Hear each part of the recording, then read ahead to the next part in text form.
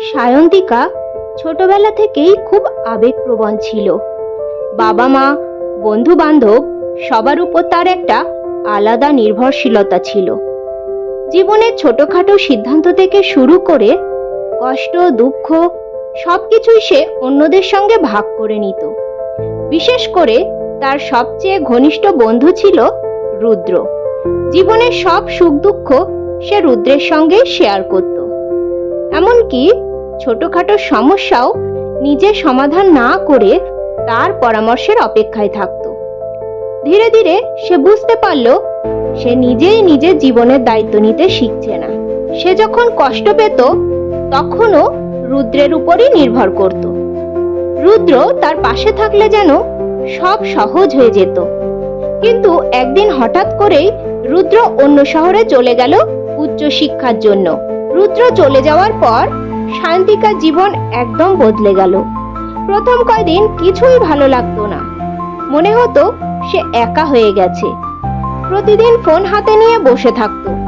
মনে হতো রুদ্র ফোন করবে, মেসেজ দেবে। কিন্তু ধীরে ধীরে বুঝতে পারল রুদ্রও তার নতুন জীবনে ব্যস্ত। সে চাইলেও সবসময় আগের মতো থাকতে পারবে না। এই উপলব্ধিটা তার জন্য খুব কষ্টদায়ক ছিল। রাতের পর রাত কেটে যেত একা বসে থেকে থেকে। কখনো মনে হতো জীবনটা ফাঁকা, অর্থহীন।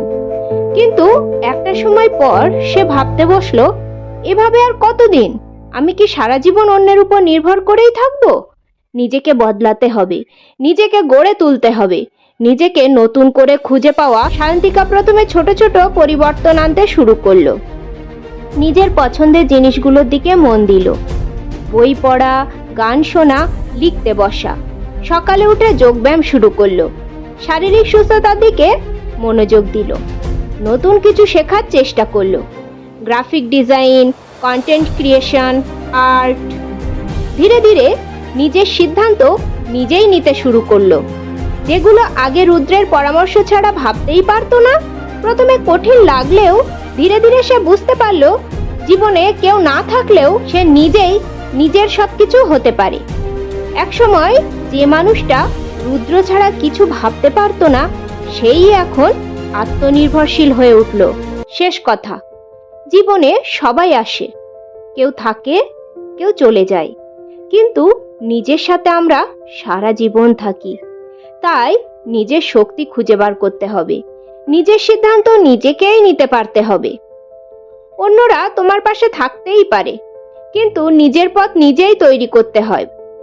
কখনো এমনভাবে কারো উপর নির্ভর করো না যাতে তারা চলে গেলে তুমি নিজেকে হারিয়ে ফেলো। নিজেকে ভালোবাসো, নিজেকে বিশ্বাস করো, তাহলেই জীবন তোমাকে শ্রেষ্ঠ উপহার দেবে।